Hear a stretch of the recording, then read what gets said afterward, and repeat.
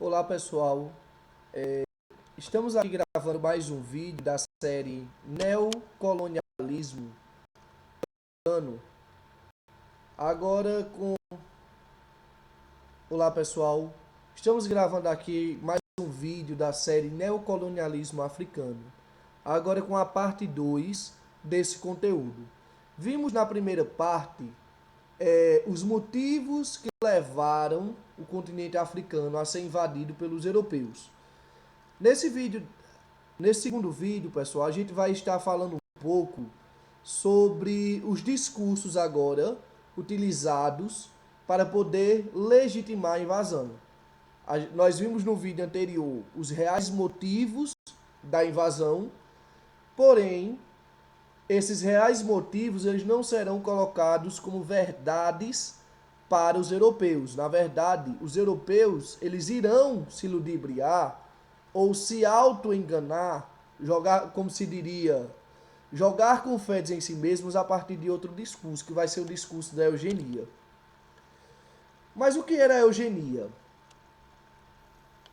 A eugenia era uma teoria baseada no evolucionismo de Darwin, baseada, não é a mesma coisa, pessoal, que afirmava que existia raças humanas superiores e inferiores. Quem seriam as raças evoluídas, as raças humanas mais evoluídas? Seriam aquelas de pele branca, que eram chamados por Galton, que é o criador dessa teoria, de povos arianos, caucasianos. Segundo Galton, esses povos evoluídos, que eram os europeus, eles eram considerados os civilizados, aqueles que estavam no ápice da evolução. Em segundo lugar, vinham os mongóis, ou mongoloides, que eram os povos de raça amarela, asiáticos, que, segundo o mesmo discurso, estavam no estádio intermediário, estádio de barbárie. E, por fim, estava, como escória da sociedade mundial, os negroides, que seriam os negros africanos, que estavam, segundo o pensamento de Galton, no estado de selvageria. Aqui vemos a imagem de Galton, que foi o formulador dessa teoria. Vemos aqui também outro personagem importante da época, Arthur de Gobineau. Eu trouxe aqui essa imagem de Arthur de Gobineau, pessoal, para a gente ter uma noção de que essa eugenia, na verdade, ela vai atingir o planeta todo. Na verdade, todos os locais do planeta irão aceitar essa verdade imposta por Galton. Não diferentemente, a gente vê, por exemplo, o Brasil. Eu estou citando aqui o caso do Brasil, pessoal, somente para a gente ter uma noção do tipo de discurso que estava sendo colocado na África. No caso do Brasil, existia um historiador, um pensador chamado Arthur de Gobineau, que ele disse que a mistura de raças humanas era inevitável e que, dependendo dos locais, haveria um grau maior ou menor de degenerância física e intelectual. Na verdade, essa degenerância, pessoal, ela se dava a partir da mistura de raças superiores com inferiores. Segundo esse pensador, o Brasil era um desses países degenerados.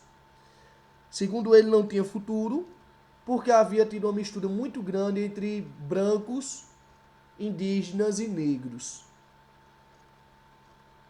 E essa mistura, pessoal, com os negros, transformaria o Brasil em um país de pessoas estéreis, de pessoas que não conseguiriam reproduzir, porque o negro, segundo Arthur Gobineau, ele estava fadado à esterilidade. E, consequentemente, haveria futuramente o desaparecimento da população brasileira. Segundo ele, a única saída para os brasileiros seria o incentivo à imigração de raças europeias, consideradas superiores. Ou seja, ele frisava que a única sociedade que de fato era evoluída era os brancos, que trazer o negro para o Brasil havia sido um equívoco, mas esse equívoco poderia ser corrigido a partir da introdução de mais brancos dentro do território nacional. Ele vai ser um desses pensadores. Outros pensadores dessa época ainda também vão falar a mesma coisa sobre o Brasil, tais como Van Hagen, na História Geral do Brasil, que foi escrito em 1850. Outros irão frisar a questão da deteriorização a partir do clima, como é o caso de Euclides da Cunha, no livro Os Sertões.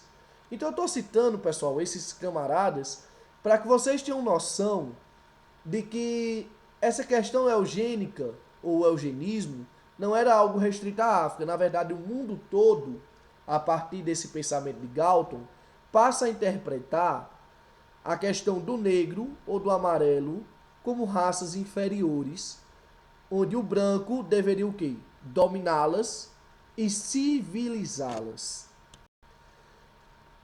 Vemos aqui uma representação dessa forma de pensar. Observem que no centro aqui da imagem tem brancos pensando, calculando, analisando mapas, ou seja, eles como mente criativa, como intelectuais civilizados, enquanto os negros estão o quê? A pegar no trabalho pesado.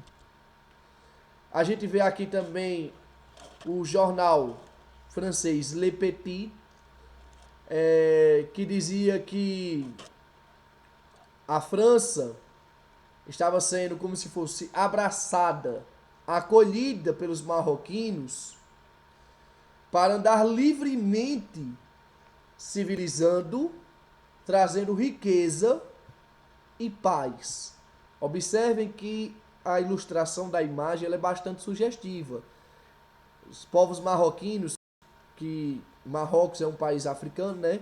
Beijando o manto da civilização. Outros estudando, admirados, prestando homenagens e outros até obedecendo ordens, porque sabiam que teoricamente o processo civilizatório seria benéfico para eles. Mas a grande realidade era outra, pessoal. Na verdade, o processo de civilização ele não foi abraçado pacificamente. Ele não foi aceito pelos africanos como uma coisa boa. Na verdade, os africanos eles vão entrar em conflitos constantes com os europeus. Na verdade, vai ser um processo de tensão, de luta, de exploração, e não necessariamente um processo de enriquecimento para a África, de paz, como os europeus traziam nos seus periódicos. Ok, pessoal? Aqui encerramos o conteúdo desse segundo vídeo e fiquem no aguarde porque postaremos um terceiro vídeo dessa série, ok? Desde já agradeço a atenção de todos e desejo a todos vocês que acompanharam esse vídeo bons estudos.